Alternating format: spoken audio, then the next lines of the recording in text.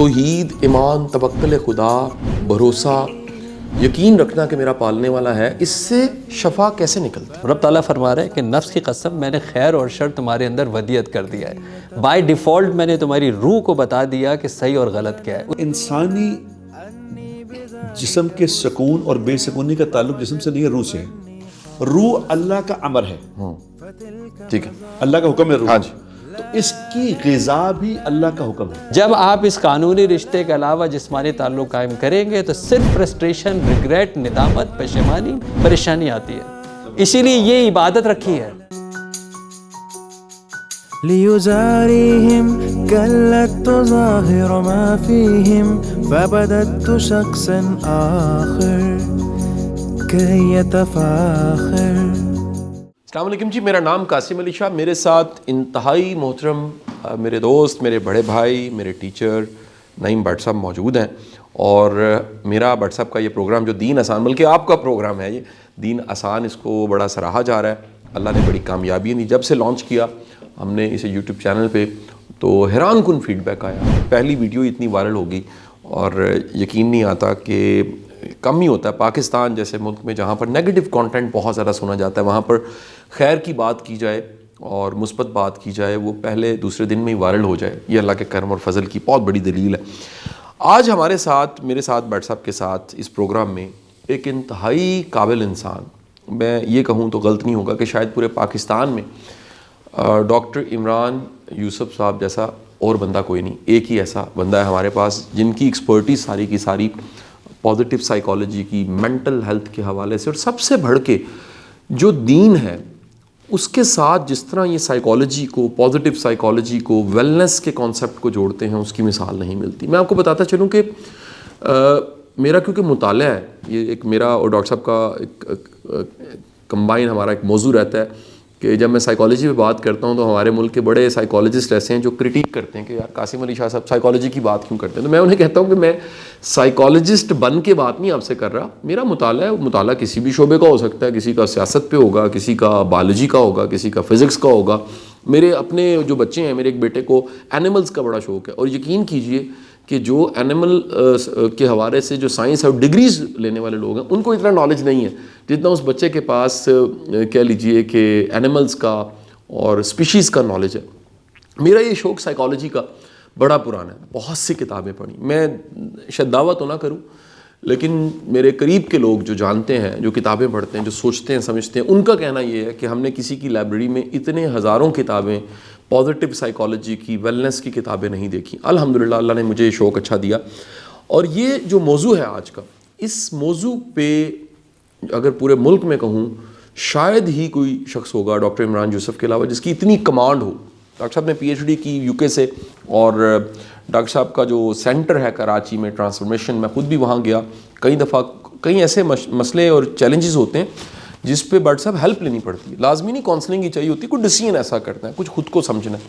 بلکہ ان کے ادارے میں جا کے مجھے اپنی ایموشنل ایج پتہ لگی، مجھے اپنی مینٹل ایج پتہ لگی، مجھے اپنی فزیکل ایج تو مجھے پتہ نہیں 44 ہے، لیکن بڑی کام کی باتیں۔ ایک جملہ میں وہاں سے لے کر آیا، وہ ہے تو تعریفی جملہ لیکن میں سمجھانے کے لیے میں خود نہیں بعض اوقات سمجھ پا رہا ہوتا کہ یہ اللہ کا کرم کیا ہے۔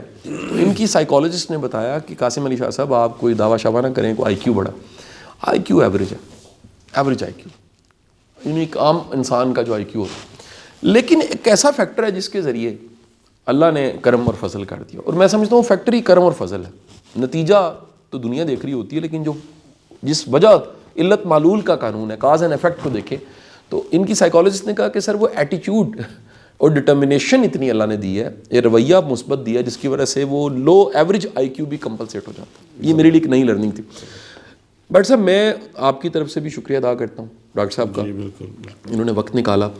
ہمارا آج کا موضوع دراصل تو دین کا ایک ایسا موضوع ہے جس کو اگین ٹی وی پہ، سوشل میڈیا پہ ٹچ نہیں کیا گیا، لیکن میرا پسندیدہ موضوع ہے۔ موضوع یہ کہ ایمان، اللہ پہ توکل، بھروسہ، اور جو ایمانی تقاضے ہیں وہ جب پورے ہوتے ہیں تو اس سے جو چیز جنم لیتی ہے وہ ہے ذہنی صحت۔ جسمانی صحت سے زیادہ ضروری ذہنی صحت، جو آج پاکستان کا نہیں دنیا بھر کا سب سے بڑا مسئلہ ویلنس کا پرابلم ہے. لوگ جسمانی طور پہ صحت مند, ذہنی طور پہ صحت مند نہیں ہیں. WHO کہتا ہے, ریکارڈز WHO کے بٹ صاحب بتاتے ہیں کہ ایک ترقی یافتہ ملک جو جیسے پاکستان ہے, اسپیسیفک پاکستان کی طرح کا کوئی ملک, اس میں 1/5 جو آبادی ہے اس کو کوئی نہ کوئی ذہنی چیلنج ہے. 1/5. اس کا مطلب یہ ہے کہ 20%. اس کا مطلب یہ ذرا سمجھ لیجیے, اگر ہم سپوز کر لیتے ہیں کہ ہماری آبادی جو ہے وہ 24 یا 25 کروڑ ہے, تقریباً 4-5 کروڑ لوگ جو ہیں, 4-5 کروڑ لوگوں کو کوئی نہ کوئی ذہنی چیلنج ضرور ہے. وہ سٹریس ہے, وہ انگزائٹی ہے, وہ ڈپریشن ہے, کوئی نہ کوئی چیلنج ضرور ہے. اور ایک مثال دے کے میں بات ختم کروں گا. میں کبھی نہ ٹریننگز دیتا تھا موٹیویشنز کی, سیلز کی. تو میرا ایک کلائنٹ تھا جو سیکیٹری کی دوائیں بیچتے تھے, تو انہوں نے مجھے بلانا چھوڑ دیا واٹس ایپ. آج سے 5 سال پہلے, 4 سال پہلے کا واقعہ. تو میں نے ایک دفعہ انہیں ای میل کی کہ جی آپ کیوں نہیں بلا رہے, جواب نہیں آیا. تو جو ان کے مینیجر تھے, جو ٹریننگ مینیجر تھے, ان سے رابطہ فون پہ بھی تھا. تو انہوں نے کال کی کہ یار ای میل کا جواب نہیں دے رہے, آپ مجھے بلانا ہی چھوڑ گئے. پہلے سیلز موٹیویشن فورس ایک پوری ہم ریڈی کرتے تھے. انہوں نے کہا جی ہمیں ضرورت ہی نہیں ہے موٹیویشن کی اب, اور سیلز والوں کو بھی چیلنج نہیں ہے. میں کہا کیوں؟ کہتے ہیں انہوں نے, ان کا یہ جملہ تھا, ان کا اللہ کا شکر ہے دوائیں اتنی بک رہی ہیں, ذہنی صحت کی دوائیں اتنی بک رہی ہیں کہ ہمیں کسی کی موٹیویشن کی ضرورت نہیں. لوگ خود ہی لے کے کھا رہے ہیں, نیند نہیں آ رہی کھا رہے ہیں, انگزائٹی ہے کھا رہے ہیں, ڈپریشن ہے کھا رہے ہیں, ڈاکٹر تو لکھ کے دے ہی رہے ہیں یہ جو پاکستان میں تسی بھی کھا لو. یہ اتنا کامیاب کلیہ ہے کہ ہر کوئی طبیب بن چکا ہے. ڈاکٹر صاحب میں پہلے سوال سے آپ آغاز کرنا چاہوں گا. ہمارے ایک استاد محترم ہے, بلکہ بڑا استاد تو قوم کا استاد بن جاتا ہے, ان کا نام ہے احمد جاوید. بہت بڑا نام ہے, اللہ تعالیٰ نے بڑی بصیرت حکمت ان کو دی. ان کا جملہ ہے کہ ایمان بذات خود شافی ہے. یعنی کہ جس طرح دوائی ہوتا ہے نا شافی ہے, ہمدرد کی دوائیوں پہ لکھا ہوتا ہے, اور کرشی کی دوائیوں پہ لکھا ہوتا ہے, اور ہمارے حکیموں کی دوائیوں پہ لکھا ہوتا ہے کہ یہ غذا شافی ہے. ایمان بذات خود شافی ہے, یہ ان کا ایک جملے کا مفہوم میں نے بتایا. میں ڈاکٹر صاحب آپ سے پوچھنا چاہوں گا کہ توحید, ایمان, توکل خدا, بھروسہ, یقین رکھنا کہ میرا پالنے والا ہے, اس سے شفا کیسے نکلتی؟ بسم اللہ الرحمن الرحیم. والنفس وما سواها فالهمها فجورها تقواها قد افلح من زکاها وقد خاب من دساها. صدق اللہ العظیم. سب سے پہلے تو میں شاہ صاحب اور حضرت آپ کا بڑا شکر گزار ہوں کہ نفسیات کے ایک طالب علم کو آپ نے ایک دین آسان پروگرام کے اندر مدعو کیا. سائیکالوجی کا مطلب ہے اسٹڈی آف سول. اگر ابھی بھی آپ گوگل کریں گے تو آئے گا study of soul, psychology study of soul, یعنی اسٹڈی آف روح. مغرب کے اندر ہماری ساری زندگی گزری پاکستان آنے سے پہلے, اور مغرب نے بائی ڈیزائن اس سائیکالوجی کے اندر سے سول کو مائنس کیا اور کہا study of human behaviour. Civil پہ اس لیے بات نہیں کرنا چاہ رہے تھے کہ اگر سول کی بات کریں گے, روح کی بات کریں گے, تو پھر روح کے خالق کی بات کرنی پڑے گی, اور روح کے خالق کی بات کرنی پڑے گی تو بہت سارے خداؤں کے بعد عقل بھی کہے گی کہ ایک ہی خدا ہے, اور توحید کی بات کرنی پڑے گی. یہ بہت پچھلے آپ کہہ سکتے ہیں کہ پچھلے 1960 سے لے کے ابھی تک کی پوری کیمپین چلی, اور آج جب خودکشیوں کی تعداد اتنی بڑھ گئی اور دنیا کی ہر چیز انہوں نے استعمال کر لی, تب ان کو سمجھ میں آیا کہ نہیں, کوئی نہ کوئی حل اس کا کوئی ہوگا.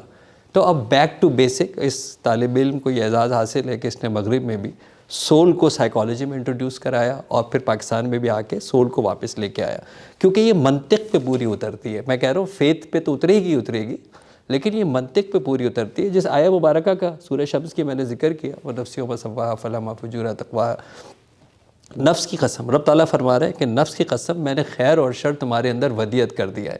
بائی ڈیفالٹ میں نے تمہاری روح کو بتا دیا کہ صحیح اور غلط کیا ہے. اس کی ایگزامپل یہ ہے کہ دنیا کا کوئی ماننے والا, دنیا کا کوئی بھی ریلیجن کا ماننے والا یا نہ ماننے والا, وہ یہ جانتا ہے کہ جھوٹ غلط ہے, وہ جانتا ہے کہ دھوکہ دہی غلط ہے, وہ جانتا ہے کہ وعدہ خلافی غلط ہے. وہ یہ نہیں چاہتا کہ اس کے ساتھ جو ہے وہ ناانصافی ہو. وہ چاہتا ہے کہ میں نے جتنے پیسے دیے ہیں اس سے کم کی چیز مجھے نہ ملے, پوری چیز مجھے ملے. تو آخر یہ والی بات بغیر کسی دین کو ایکسیپٹ کیے ہوئے کس نے بتا دی کہ صحیح اور غلط کیا ہے؟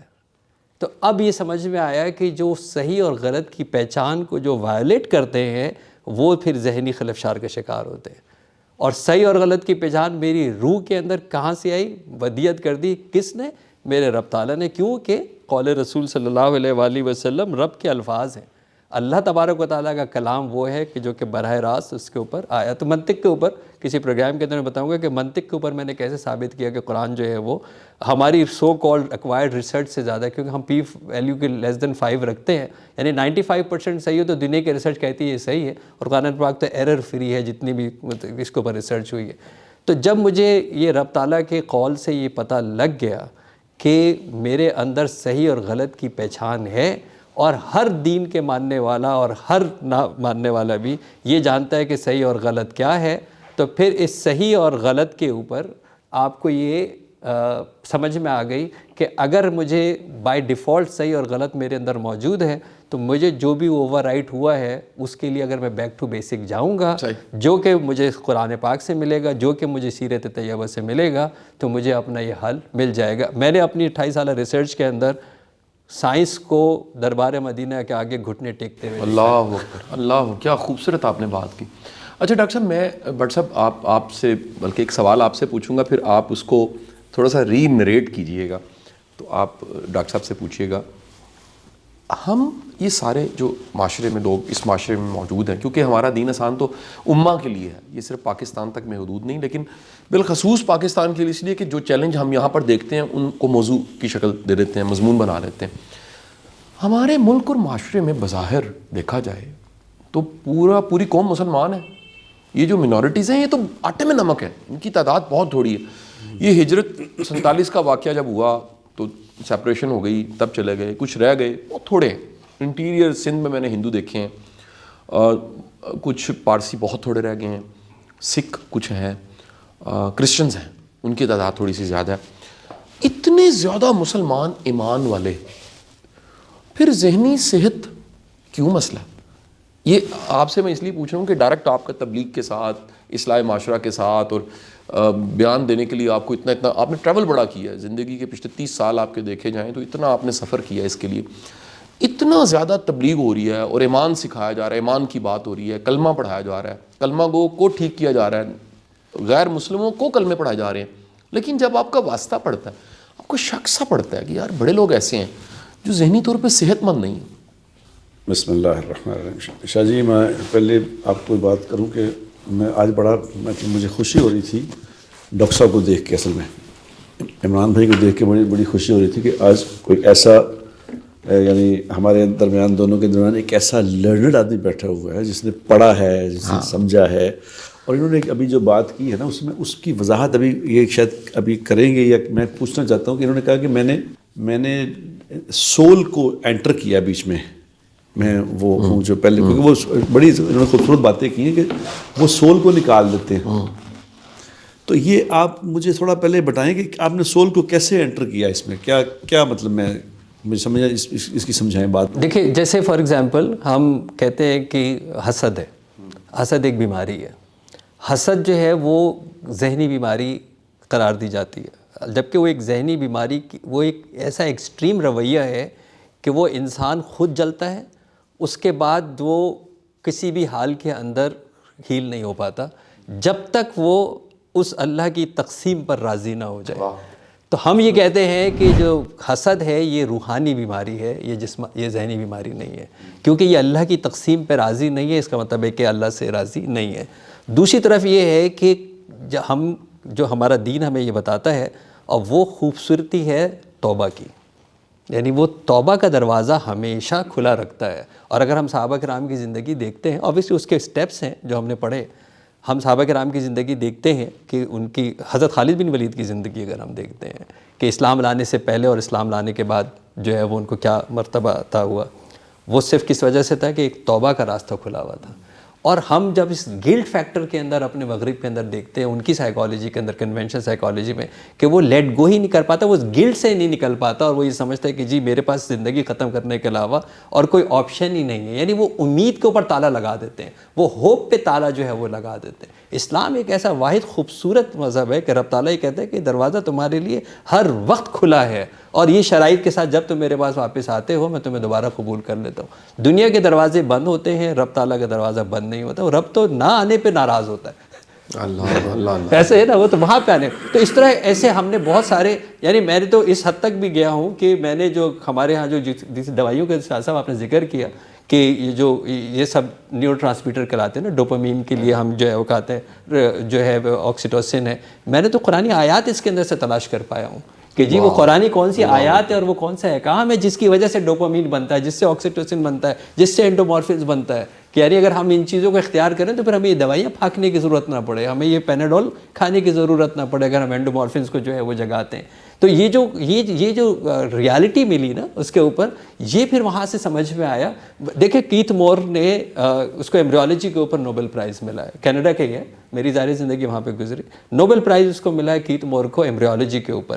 اور اس کو کس بات کے اوپر ملا, وہ 3 ڈارک سٹیجز کون سی ہیں جو ریسرچ کے اندر نہیں آ رہی تھی, کیمرز کے اندر نہیں آ رہی تھی, اس سیل سے لے کے اور اس نطفے سے لے کے فیٹس تک جانے کی, وہ 3 سٹیج اس نے قرآن پاک سے حاصل کیے. اور اس نے بتایا کہ یہ وہ 3 سٹیجز ہیں جو مجھے قرآن پاک سے ملے, اور اس نے ڈیڈیکیٹ کیا, اس نے اس پوری اپنی نوبیل پرائز کو ڈیڈیکیٹ کیا ہوا ہے کیتھ مور نے ایمبریولوجی کے اوپر قرآن, جس پہ میں نے کہا نا کہ یہ گھٹنے ٹیکے کی دربار مدینہ پہ سائنس کی جو ہے وہ ریسرچ. اب یہ سوال بٹ صاحب میرا آپ سے بھی ہے, اچھا پہلے والا سوال پڑا ہوا ہے وہ ابھی چھٹی نہیں ملی آپ کو. اچھا ایک سوال آپ دونوں سے, دونوں قابل لوگ میرے سامنے بیٹھے ہیں, بٹ صاحب کا دین کا ایکسپوجر ماشاء اللہ, قرآن فہمی, اور بڑا میں تو خود ان سے سیکھتا رہتا ہوں.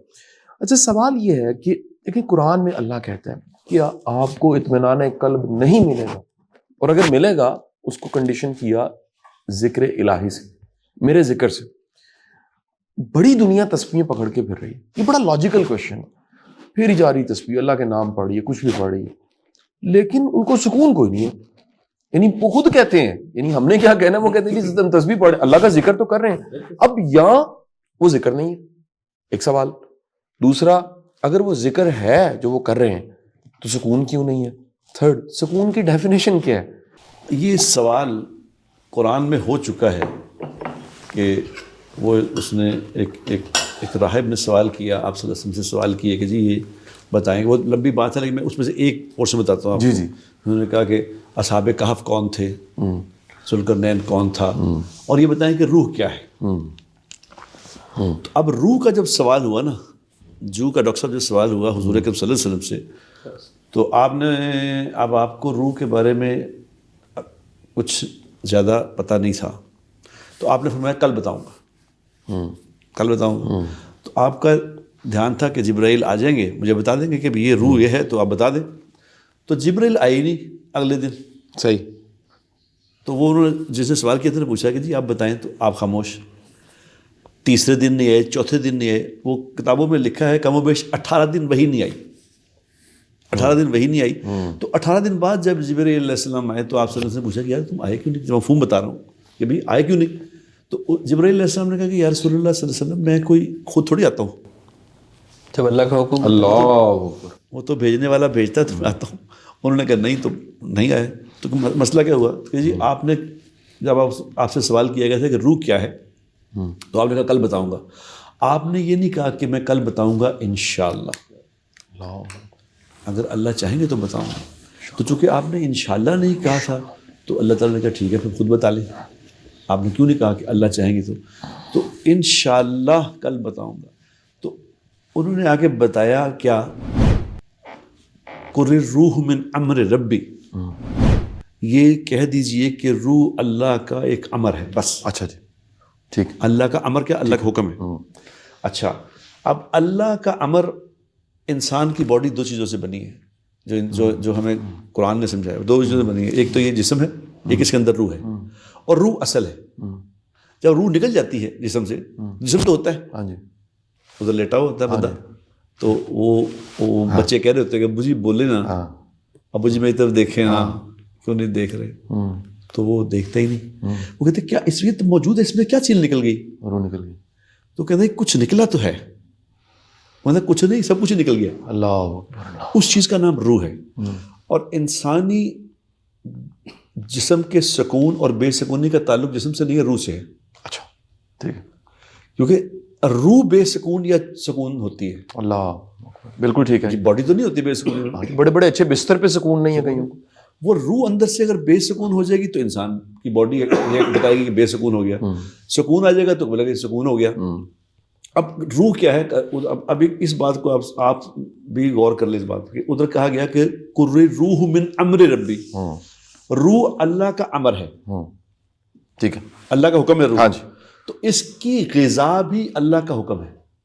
اللہ اکبر, اللہ, کیا خوبصورت آپ نے پہلو بتایا جی. اللہ کا حکم ہی ذکر ہے بیسیکلی, اس کو ماننا, اللہ کا فالو کرنا. جو روح کی بھی غذا ہے, باڈی کی بھی غذا ہے. جی جی ٹھیک ہے. باڈی اگر انفٹ ہو جائے تو پتہ چل جاتا ہے کہ یار روٹی نہیں کھاتا, کھانا نہیں اس نے کھایا تو کمزور ہو, باڈی کمزور ہو, اور 2-3 دن کھانا نہ کھائے تو بالکل ختم ہو جاتا ہے, پتہ لگے جی اس نے اس کو غذا نہیں ملی. اسی طرح روح بھی کمزور ہوتی ہے. روح کی غذا ہے اللہ کا حکم. جب اب مثال سے بات سمجھاتا ہوں, سمجھ آئیں گے. اب ایک آدمی ٹھنڈ میں نماز پڑھتا ہے, ٹھیک, ٹھنڈے پانی سے وضو کیا, ٹھنڈے پانی سے وضو کر کے سویا ہوا تھا, اٹھ کے بس بڑی مشکل سے اٹھ کے وضو کیا, اور وضو کر کے نماز پڑھی. نماز پڑھ کے اس کو ایک عجیب طرح کا سکون ملتا ہے. صحیح, بالکل ٹھیک ہے. اب اس نے مشقت کی ہے, سکون کس بات کا ہے؟ نمبر 1. اب مثال کے طور پہ کسی آدمی کی کوئی ضرورت مند ہے, جیسے ڈاکٹر صاحب نے فرمایا کوئی ضرورت مند آدمی. اب ضرورت مند آدمی کو اس نے آپ سے درخواست کی, مجھے حالات ٹھیک نہیں, میرے بچے بھوکے ہیں تو اسے دے دو. آپ نے اپنے پیسوں میں سے نکال کے اسے 10,000 50,000 دے دیا. ٹھیک ہے. اب آپ کا نقصان ہو گیا. نقصان ہونے پہ بے چینی ہونی چاہیے کہ یار میرا نقصان ہو گیا. اب دنیا میں کوئی انسان یہ نہیں کہہ سکتا کہ پیسے دینے سے کسی کی مدد کرنے میں مجھے بے چینی ہوئی. کیا بات ہے. مدد کرنے سے خوشی ہو گئی. کیوں خوشی ہوئی؟ نقصان تو ہوا تو خوشی کس بات کی ہوئی؟ کیونکہ روح خوش ہو گئی ہے. واہ واہ. اللہ کا حکم پورا کیا ہے, روح خوش ہو گئی. اللہ کی نافرمانی کرنے پہ روح بے چین ہو جاتی ہے. واہ واہ واہ, خوبصورت.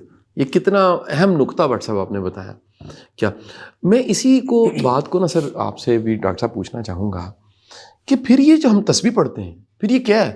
یہ کیا صرف دیکھیں دنیا کے ہر دین میں اور مذہب میں, دونوں ہے نا, دین بھی ہے مذہب بھی, اس پہ پورا پروگرام بنتا ہے. آپ نے کہیں لکھ لیا ہوگا کہ دین اور مذہب میں بھی فرق پتہ ہونا چاہیے لوگوں کو. ہر جگہ پہ تسبیح ہے.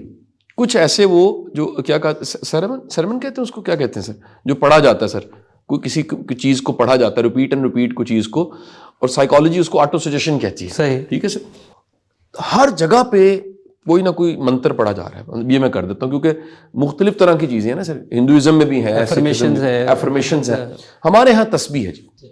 پھر جو پڑھا جا رہا ہے یہ اللہ کے نام, جو کہ اللہ کے نام ہے, شان والے رب کے نام ہے, تو پھر وہ پڑھنے کے باوجود لوگوں پہ اثر کیوں نہیں ہو رہا؟ اچھا, میں کیونکہ میرا مغرب کے اندر اور غیر مسلموں سے زیادہ میرا واسطہ رہا, تو میرے جوابات منطق کی بنیاد پر زیادہ ہوں گے, کیونکہ اہل علم یہاں پہ موجود ہیں اور قرآن و سنت کی رہنمائی فرما رہے ہیں. اللہ بذکر اللہ تطمئن القلوب, جس کا آپ نے ایسا کہا کہ بے شک دلوں کا اطمینان رب کے ذکر میں ملتا ہے, اللہ کے ذکر میں ملتا ہے. میرا سوال ہے کہ حضرت ابراہیم علیہ السلام اللہ کا ذکر کرتے ہوں گے یا نہیں کرتے ہوں گے؟ صحیح جی.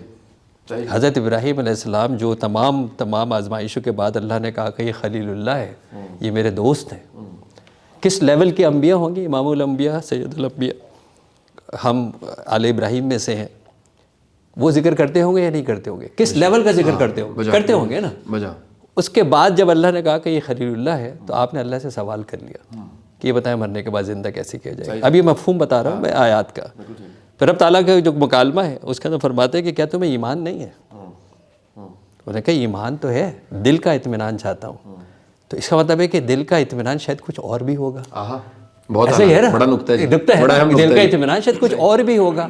پھر اللہ تبارک و تعالیٰ نے ظاہر ہے ان کو کر کے بتایا, 4 برندے لو, پورا واقعہ موجود ہے. ایک پہلو میں نے آپ کو بتایا کہ اطمینان ایک کیا چیز ہے. دوسری چیز ہے کہ قرآن پاک نے خود بڑے واضح طور کے اوپر بتایا لِتَسْكِنُوا إِلَيْهَا.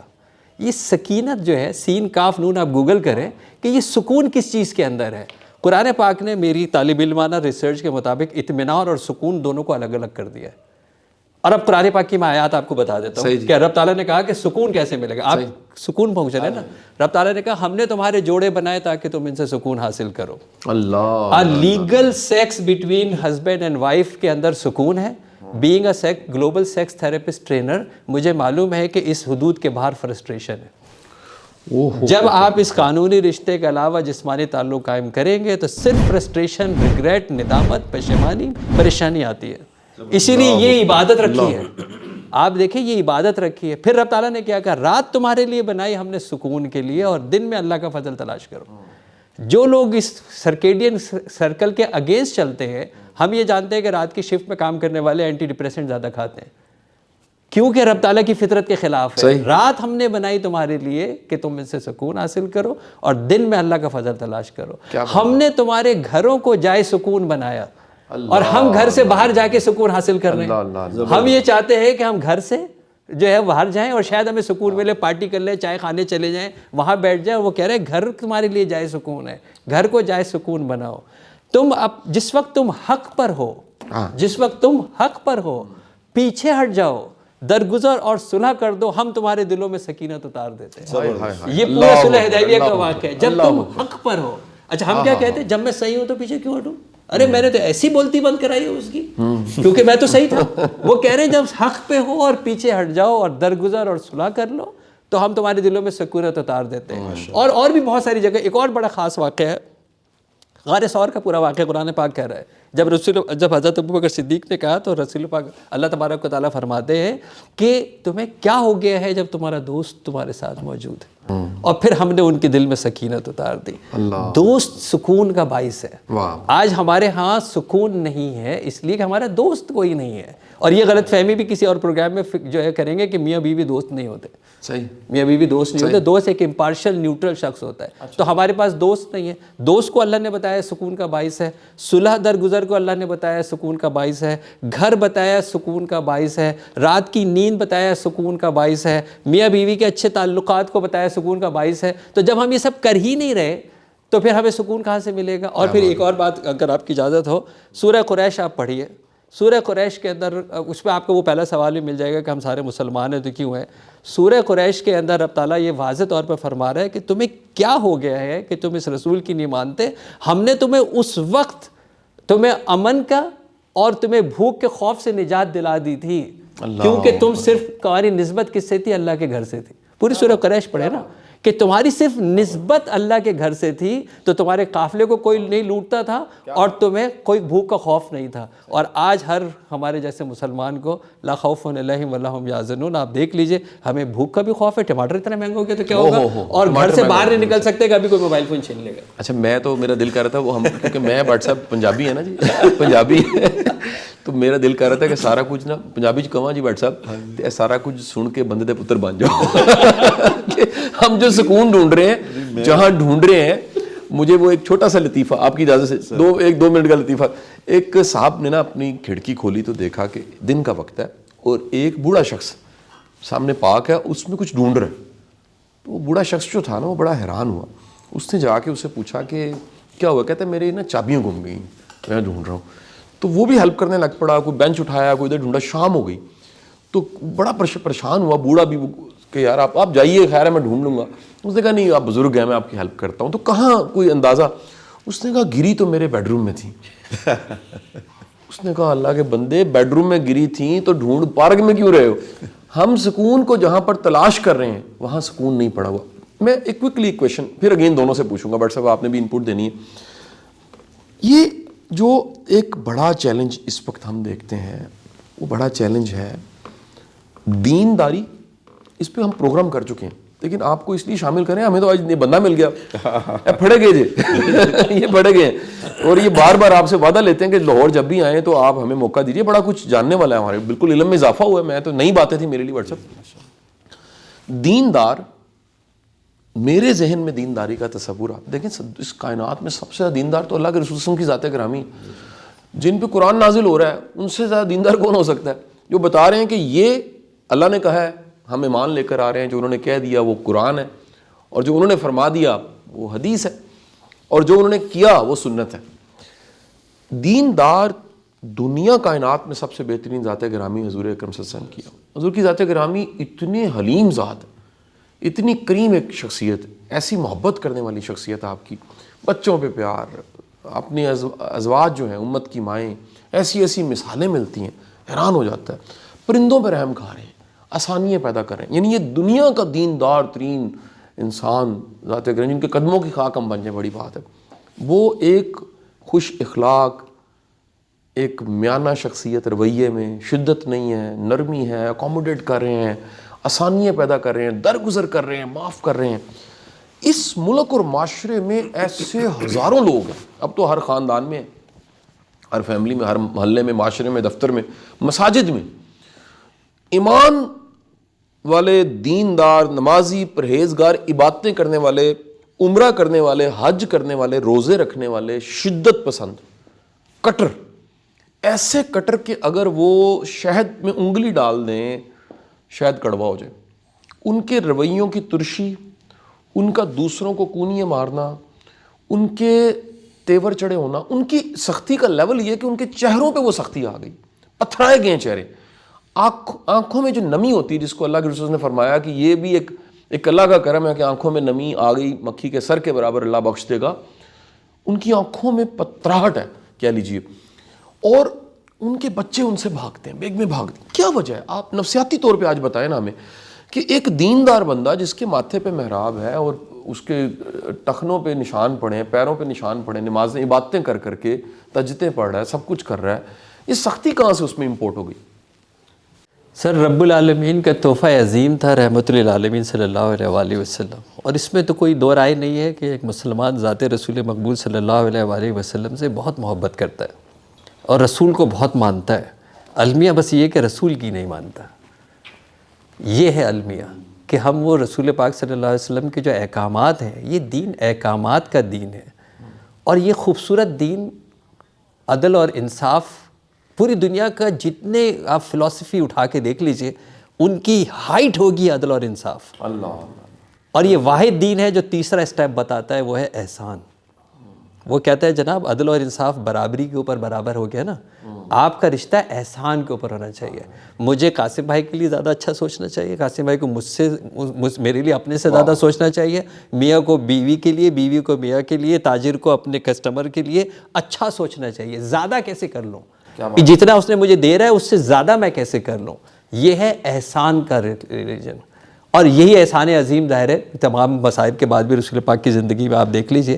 لیکن ہم نے ایک لیبل جو کیا نا دین کو، ہم کہتے ہیں کہ جی دیندار جو ہے، رب تعالیٰ جانتا ہے کہ کون دیندار ہے، اس نے جو عبادات کی ہیں وہ قبول ہوں گی یا نہیں قبول ہوں گی، یہ سارا فیصلہ رب کے اوپر چھوڑ دینا چاہیے. لیکن ہمارے اندر سختی صرف اس لیے ہے کہ آپ مجھے بتائیں کہ فرعون، قارون، شداد، ابلیس کے اندر کیا چیز مماثلت ہے، اور وہ لفظ ہے میں. ایگو. میں، مجھے اپنے لیے جینا ہے، میں میرا راستہ، میں.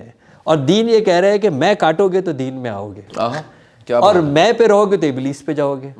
دیکھیں نا آپ، قرآن پاک کہہ رہا ہے، خود آیت کا بتا رہا ہے فَبِمَا أَغْوَيْتَنِي، کہ شیطان نے آدم کو بہکایا اور آدم سے خطا ہو گئی. ابلیس نے بہکایا، شیطان کہہ رہا ہے کہ اللہ نے مجھے جو ہے وہ بہکایا کہ میں اس کے کیونکہ اس نے مجھے وہ نہیں سمجھا.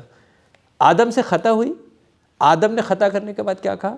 ربنا ظلمنا انفسنا وَإِن لَّمْ تَغْفِرْ لَنَا وَتَرْحَمْنَا لَنَكُونَنَّ، اے رب مجھ سے غلطی ہو گئی، لا الہ الا انت سبحانک انی کنت من الظالمین، یعنی جو غلطی مجھ سے ہو گئی ہے. تو ہم تو یہ کہہ رہے ہیں کہ غلطی کرنے کے بعد بھی غلطی ماننی نہیں ہے. تو جس نے غلطی کرنے کے بعد غلطی نہیں ماننی، وہ ابلیس کا راستہ ہے. ہم اس کو دیندار کا فریم کیوں پہنا رہے ہیں؟ ہم کیوں پہنا رہے ہیں اس فریم کو؟ یہ ایک حوالہ ہے، میں جاننا چاہوں گا، یہ کیونکہ ایسا موضوع ہے جس پہ ڈاکٹر صاحب میرا خیال نشستیں ہو سکتی ہیں. کیا ایسا شخص جو ہمیں کہیں نظر آتا ہے اس کے ساتھ کوئی پیچھے، میں ڈاکٹر صاحب اس پہ نتیجے پہ پہنچے ہوئے ہیں، اس کو شامل کرتے ہیں آپ کو کہ وہ ہمدردی کے قابل ہے، اس کے ساتھ کوئی ماضی میں ایسا واقعہ ہوا، اس کے ساتھ کوئی نفسیاتی حادثہ ہو چکا، وہ بھی حادثے تو ہوتے ہیں نا، فزیکل حادثہ ہے جی، ٹانگ ٹوٹ گئی، بازو ٹوٹ گیا، کوئی ایسا نفسیاتی حادثہ ہو چکا ہے. ممکن ہے کوئی جابر والد مل گیا ہو، ممکن ہے کہ کوئی اس کو کسی نے مس یوز کیا ہو، ممکن ہے کوئی ایسا واقعہ وہ شک کا شکار ہو گیا ہو، ممکن ہے کہ اس کے ساتھ ظلم ہو گیا، ممکن ہے زیادتی ہو گئی، ممکن ہے وہ کسی شکی ہو گیا کسی واقعے کے بعد. ایسا عموماً کیا ہوتا ہے پیچھے کہ اس کے بعد بندے، دیکھیں فطرتی حالت میں کوئی بچہ بھی ظالم نہیں ہو سکتا، فطرت کی حالت جو ہے وہ تو انسان رحم کھاتا ہے. یہ جو شدت ہے، یہ مزاج کی شدت، ہم یہ مان چکے ہیں، بٹ صاحب پہ ہم سب کا یقین ایمان ہے اس بات پہ، دین نہیں ہے. یہ مزاج کی شدت کہاں سے آئی؟ اس کے پیچھے محرکات کیا ہو سکتے ہیں؟ 1 2 3 4. دیکھیں خود پسندی اور نرسسزم ہمارے ہاں ذہنی بیماری تصور کی جاتی ہے، ہماری کتاب میں بھی وہ ذہنی بیمار ہے. تو اس بات پہ میں آپ کو ایگری کرتا ہوں کہ اس کو علاج کی ضرورت ہے، کہ وہ ایک ذہنی بیمار ہے اور یہ ایک ذہنی بیماری ہے. اس کے جو محرکات ہیں، اس کے اندر، اس شخص کے اندر سب سے پہلی چیز ہوتی ہے انسیکیورٹی. سب سے پہلی چیز ہے اس کی انسیکیورٹی. دوسری چیز اس کے ہم نے جو اپنے تجربے میں دیکھا کہ بچپن میں جہاں وہ بول نہیں سکا, یعنی وہ جب اس کے اوپر کوئی تشدد ہوا یا اس نے کوئی غلط چیز دیکھی اور اس کے پاس اختیار نہیں تھا کہ وہ بول سکے, یعنی اس دباؤ کی وجہ سے, اس جبر کی وجہ سے جو اس کے اندر دبا ہے, آج اس کو جیسے ہی تھوڑا سا اختیار ملا وہ پھٹ رہا ہے. صحیح کیونکہ وہ جو جمع تھا نا, وہ مطلب وہ غبارہ پھٹ رہا ہے. ٹھیک ہے. کیونکہ اس وقت وہ بول نہیں سکا تھا. دوسری چیز اس کو یہ ہے کہ وہ اپنے آپ کو کمتر سمجھتا ہے, انفیریٹی کمپلیکس ہے, وہ اپنے آپ کو کمتر سمجھتا ہے, اور اس کمپیریزن اور کمپٹیشن کے اندر اپنی اس کمتری کو اس رویے سے جو ہے وہ شو کرنا چاہتا ہے کہ اس سے پہلے کہ آپ ایک اور دوسرا وہ اپنے آپ کو دفاع کے لیے بھی یوز کرتا ہے. اس سے پہلے کہ آپ مجھے ٹارگٹ کریں میں چڑھائی کر دوں. بڑی اہم بات ہے, وہی اسی انسیکیورٹی میں وہ اٹیک کر دیتا ہے, اٹیک جو ہے وہ کر دیتا ہے. اب وہ آہستہ آہستہ وہ اس کو عادت اتنی پکی ہو چکی ہوتی ہے کہ اس کو سمجھتا ہے کہ میرے دفاع کا راستہ صرف یہی ہے, اور وہ اپنے اس دفاع کے لیے یہ والی چیز جو ہے وہ کر رہا ہے. اچھا, ایک تو اس کی اپنی ذات ہے بٹ صاحب, لیکن یہ دوسروں کے لیے ایسے کیوں ہوتے ہیں؟ لیکن ایسے لوگ ججمنٹل زیادہ ہیں, دوسروں کو پرکھ رہے ہیں, دوسروں کو رائے دے رہے ہیں, ایسا کیوں ہوتا ہے؟ میں صرف یہ پوچھنا چاہتا ہوں ڈاکٹر صاحب سے, کیونکہ آج ہمارے پاس تو قابو آ گئے ساڑھے, تو قابو ہم پوچھنا یہ چاہتا ہوں کہ سائیکولوجیکلی, ویسے تو دینی طور پہ تو کچھ سمجھ, ہمیں اللہ کا شکر ہے کچھ سمجھ ہے تھوڑی بہت کہ بھی کیا مسئلہ ہے اس کا. مسئلہ سائیکولوجیکلی آپ مجھے یہ بتائیے کہ جب کوئی آدمی اس طرح کا ہو جائے جو دوسروں کے لیے ایک مصیبت بن جائے, پورا گھر کے لیے مصیبت بن جائے, دوستوں کے لیے مصیبت بن جائے, اور وہ اتنی, کیونکہ جو حدیث میں تو یہ لکھا ہے نا کہ جو نرمی سے محروم ہو گیا وہ ساری خیر سے محروم ہو گیا. صحیح, ٹھیک ہے نا. اب ایک اتنی بڑی ساری خیر سے محروم ہو گیا, تو اب اس کو واپس لانے میں کیا سمجھتے ہیں کہ کیا چیز ہے کہ جس سے اس کی محنت کر کے اس کو واپس لایا جا سکتا ہے؟ دیکھیں ہم اس طرح کے کیسز کے اندر ہمیشہ سپورٹ سسٹم ڈھونڈتے ہیں. سپورٹ سسٹم کا مطلب یہ ہوتا ہے کہ وہ کون سی ایسی شخصیت ہے کہ جس کی یہ بات مان لے گا, جس کے لیے یہ قابل توجہ ہو جائے گا, جس کے لیے اپنے آپ کو بات کرنے کے لیے تیار ہو جائے گا, جس کو یہ دکھانے کا. اور ہم نے تو اکثر پوتی کو دادا کے لیے بھی استعمال کیا ہے کہ وہ اور کسی کی نہیں مانتے, لیکن اس بچی کی بڑی اہم بات شاہ جی, بڑی اہم بات کہ ہم نے نا اس کو استعمال کیا ہے کہ وہ اس کے کہنے پہ اس کے اوپر جو ہے وہ آ گئے ہیں. اور جب یہ ٹوٹتے ہیں نا, obviously یہ لوگ اصل میں آنا کہ اس لیول پہ چلے جاتے ہیں کہ یہ کہتے ہیں کہ ہم ٹوٹنے کے لیے تیار ہیں, جھکنے کے لیے تیار نہیں ہیں, کیونکہ ان کا ایک خول بنا ہوا ہوتا ہے. لیکن ہم کیونکہ ظاہر ہے کہ امپارشل لوگ ہیں, ایک نیوٹرل لوگ ہیں, پھر ہمارے آگے وہ ٹوٹنے کے لیے تیار ہو جاتے ہیں, اور جب وہ ٹوٹتے ہیں تو پھر یہ ساری چیزیں بتاتے ہیں. ایک اور چیز مجھے آپ کی اس بات سے یاد آئی ہے کہ بہت میجورٹی کے اندر ہم نے ان کے ہاں ماں باپ کے رویے کے اندر بڑا اختلاف دیکھا ہے. یعنی جہاں ماں باپ یا میاں بیوی کے اندر اختلافات بہت زیادہ ہوتے ہیں, ان کے بچوں کے اندر یہ ایک چیز جب پنپ لیتی ہے, کیونکہ وہ کسی ایک کو ظلم سہتا ہوا دیکھ رہے ہوتے ہیں, اور وہ غصہ اندر دب رہا ہوتا ہے, اور اس وقت اب اس کے بعد ان کی شخصیت سازی کے اندر ظاہر وہ چیز کاربن کاپی کی طرح ان کے اوپر کاپی ہو رہی ہوتی ہے. تو یہ بھی محرکات میں سے ایک ہوتا ہے. لیکن یہ میں کہتا ہوں کہ یہ قابل علاج ہے, ان کو علاج کی ضرورت ہے. بڑا چیلنج ہوتا ہے کہ ان کو لایا کیسے جائے. تو وہ ایک سپورٹ سسٹم جو ہے وہ ایک ایسی چیز ہے کہ جو ان کو وہاں تک جو ہے وہ لا سکتے ہیں. اس میں ڈاکٹر صاحب یہ ضروری نہیں کہ یہ جو جیسے شاہ صاحب نے فرمایا کہ چونکہ یہ انہوں نے اس کو مطلب اس پہ زور اس لیے دیا ہے کہ یہ توقعات ہم دنیا کے لوگوں سے جو دیندار نہیں ہیں ان سے تو کرتے ہیں کہ چلو یہ اس کو پتہ نہیں, دیندار سے ہم کرتے نہیں. جیسے مجھ سے لوگ مطلب میں اگر کوئی اس طرح کی شدت اور سختی اور یعنی اس طرح کی کیفیت کروں گا تو لوگ مجھ سے اس کی توقع نہیں کرتے. تو جب میں کروں گا اس طرح تو لوگ پھر صرف وہ یہ نہیں کہیں گے کہ نہیں بٹ نے کیا ہے, وہ یہ کہیں گے دیکھو یہ مولوی ہے, یہ ہو جائے. تو میری اس وجہ سے پورے دین پہ ایک نقصان ہوگا. وہ اس لیے اس کو زیادہ ایمفیسائز کیا انہوں نے. لیکن یہ ہر انسان ہو, دیندار ہو بغیر دیندار ہو, سختی تو نہیں چلتی نا. معاملہ سختی والا تو ہے, تو جہاں بھی سختی آئی ہے میں نے تو یہی دیکھا کہ وہ تباہیاں ہی پھیر دی اس سختی نے, تباہیاں. صحیح ہے. اب آپ سے جو ہم یہاں چاہ رہے تھے کہ وہ یہ جیسے آپ نے بڑی اچھی بات بتا دی کہ اس کو اسپورٹس سے آپ نے کہا. دوسری شاہ صاحب بڑی اہم بات میں نے بتائی ہے, وہ کیا کہ گھروں میں یہاں پہ اس بات سے میں آپ کو سننے والے بہن بھائیوں کو کہتا ہوں, دیکھو میاں بیوی جو ہیں, میاں بیوی ان کے رویے اولاد پہ بڑا اثر کرتے ہیں, بہت زیادہ. یہ رویے میاں بیوی کی آپس کی محبت اگلی اولاد کو بہترین انسان بننے میں مدد دیتی ہے. اور میاں بیوی کی لڑائیاں, میاں بیوی کے ایک دوسرے سے مار کٹائیاں, اور لفظی لڑائیاں، یہ آگے بچوں کو ایک نفسیاتی کیس بنا رہی ہوتی ہیں. ایسا ہی ہے، بالکل ایسا ہی ہے، 100% ایسا ہی ہے جیسا آپ فرما رہے ہیں. اس سے اجتناب کیا جائے. اور شاہ جی میں ذکر کے بارے میں آپ کو ایک بات بتا دوں، میرے ذہن میں آئی تھی، میں بتا دوں. ذکر جو کہتے ہیں نا جی، فَاذْكُرُونِي أَذْكُرْكُمْ، ٹھیک ہے، تم میرا ذکر کرو میں تمہارا ذکر کروں. صحیح. ذکر کرنا صرف تسبیح پھیرنا نہیں ہے. جی سر. یہ جو ہم کر رہے ہیں بھی ذکر ہے. بالکل ایسے ہی. ذکر تذکرے کو کہتے ہیں، تذکرہ کرنا، تذکرہ. اور ذکر ایک ہوتا ہے ذکر کرنا، اللہ کا ذکر کرنا، ٹھیک ہے، ایک تو یہ کہ تسبیح پھیرے اللہ کا ذکر. ایک ہے اللہ کو یاد رکھنا.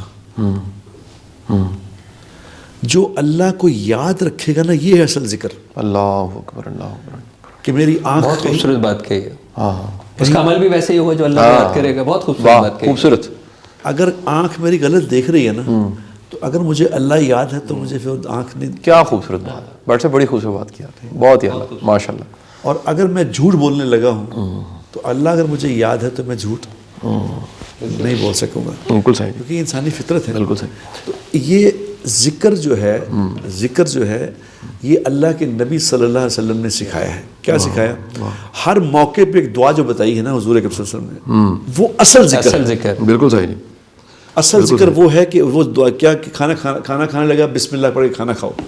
بالکل صحیح. دروازہ بند کرنے لگے بسم اللہ پڑھ کے دروازہ بند کرو. اللہ اکبر. رات کو حدیث میں آتا ہے کہ جو رات کو اگر بسم اللہ پڑھ کے آپ نے لائٹ آف کی ہے، اس گھر میں کبھی آگ نہیں لگ سکتی. اللہ اکبر، اللہ اکبر. کتنا بڑا ہے. اس گھر میں کبھی شارٹ سرکٹ نہیں ہوگا. کیا بات ہے، کیا بات ہے. جو بسم اللہ پڑھ کے دروازہ لاک کر دے گا، دروازہ بند کر دے گا، دنیا جہان کے ڈاکو بھی آ کے اس کو نہیں کھول سکتے. اللہ اکبر، اللہ اکبر. یہ ہے اللہ کو یاد رکھنا. یہ نبی نے سکھایا ہے کہ اللہ کو موقع موقع پہ یاد رکھو. اس سے یہ ہوگا کہ صحیح آپ کو اللہ یاد رہے گا. جی اچھا بھائی صاحب، اب ایسا ہے یہ نا، ہمیں وہ کہتے ہیں مکدی مکائیے. تو آج کا پروگرام سچی بات بتاؤں یقیناً آپ کے ساتھ بھی ہوا ہوگا کہ ایک انتہا کی تشنگی کو چھوڑ کے ہم چاہیں. ہاں بھی تو اتنے موضوعات ہیں، اتنے موضوعات ہیں، اتنے. ایک دن ایک صاحب مجھے مل کے ان کے ساتھ میں پوڈ کاسٹ کر رہا تھا، وہ جنوں کے ایکسپرٹ تھے، جنوں کے. وہ بھٹ صاحب وہ تو سیریز کرنی پڑ گئی. وہ میرے پاس سوال ہی اتنے تھے، اتنے سوال اور اتنی باتیں ہیں جنوں کے بارے میں. وہ بہرحال جی وہ میرے سوال ہی تھے. میں نے انہوں نے اپنا اوپینین دے دیا. میرے سوال آج بھی کوئی 90% سوال وہیں بیچارے کھڑے ہیں کاسا لے کے، کوئی جواب دے دے. تو لیکن آج یہ بات میں بھٹ صاحب کی طرف سے، اپنی طرف سے، پوری ٹیم کی طرف سے ریکویسٹ کرتا ہوں کہ ڈاکٹر صاحب آپ جب بھی لاہور آئیں، ہمارے لیے بڑے اعزاز کی بات ہوگی. وقت دیجیے. اتنے موضوعات میرے پاس آئے ہیں. میں نے ساتھ 2-4 بار فون اس لیے پکڑا، میرے میموری اسپین کا بڑا مسئلہ. آپ کو پتہ ہے میں اسپیشلی ان سے ٹریٹمنٹ کے لیے چلا گیا. میں کہا جی میری اٹینشن اسپین بڑا کم ہے. ان کا از اے گڈ سائن. اس کا مطلب پروگرس ہو رہی ہے نا، کوئی ونڈوز کھلی ہوئی ہیں، کھڑکیاں کھلی ہیں تو ہوائیں آ رہی ہیں. تو میں نے وہ کئی چیزیں نوٹ کر لی. جی ڈاکٹر صاحب نئے موضوعات کے ساتھ دوبارہ بات چیت کرتے ہیں.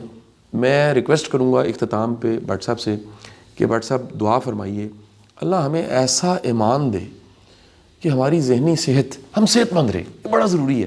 ذہنی صحت، دیکھیے ذہنی صحت آخری سانس تک رہنی چاہیے. جسم کمزور ہوتا ہے، بیماریاں لگتی ہیں، لیور فنکشن، اس کے بعد کڈنی فنکشن، لنگز فنکشن، وقت کے ساتھ ساتھ آخر کار ڈکے کے پروسیس کی طرف. لیکن آخر سانس تک ذہنی طور پہ تر و تازہ، توانا، کیونکہ آخر میں ذہن بچتا ہے، روح بچتی ہے. روح نے نکلنا پیچھے ذہن نے بھی نہیں بچنا. یہ ذہن کی صحت کے لیے دعا فرمائیے. شاہ صاحب آدمی مرنے والا بھی ہوگا نا، اس کی ذہنی صحت بالکل ٹھیک ہوگی. کب کس کی ٹھیک ہوگی؟ کہ جس کی روح طاقتور ہوگی. صحیح. روح اگر ٹھیک، کیونکہ صحت تو جسمانی روحانی صحت تو روح سے ہے نا. جی جی جی. تو روح اس کی صحت مند ہوگی، روح اس کی صحت مند ہوگی جس کی روح کو اس کی غذا ملتی رہی ہوگی، اور وہ اللہ کے احکامات ہیں. بالکل ٹھیک. جو اللہ کے حکم چلتا رہا ہوگا اسے انشاءاللہ روح اس کی طاقتور رہے گی، اور موت پہ بھی طاقتور رہے گی انشاءاللہ تعالیٰ. یہی ہم اللہ سے دعا مانگتے ہیں کہ یا اللہ اللہم لک الحمد کما انت اہلہ وفعل بنا کما انت اہلہ وصلی علی محمد کما انت اہلہ انک اہل التقوی و اہل المغفرہ. یا اللہ تیرے نبی صلی اللہ علیہ وسلم نے ہمیں سکھایا ہے کہ کسی کا تسمہ بھی ٹوٹ جائے تو بھی اللہ ہی سے مانگے. اے اللہ تیرے سوا کس سے مانگیں؟ کسی کے پاس ہے کچھ نہیں، مانگیں کیا کسی سے؟ تو ہی ہمیں عطا فرما، ہماری غلطیوں کو معاف فرما. ہمارے گناہوں کو معاف آمین فرما، ہمارے اوپر رحم فرما، آمین۔ اے اللہ ہمیں وہ زندگی نصیب فرما جو تیری پسندیدہ ہے، آمین۔ اے اللہ ہمیں جسمانی طور پہ بھی تندرستی عطا فرما، ہمیں روحانی طور پہ بھی تندرستی عطا فرما، ہمیں اپنے احکامات پہ چلنے والا بنا، اے اللہ ہمیں صرف چلنے والا نہ بنا بلکہ اپنے احکامات کو پوری دنیا میں زندہ کرنے والا بنا۔ ربنا آتنا فی الدنیا حسنہ وفی الآخرۃ حسنہ وقنا عذاب النار، وصلی اللہ تعالی علی النبی الکریم، آمین برحمتک یا ارحم۔ ليزاريهم كلت تظاهر ما فيهم فبدت شخصا آخر كي يتفاخر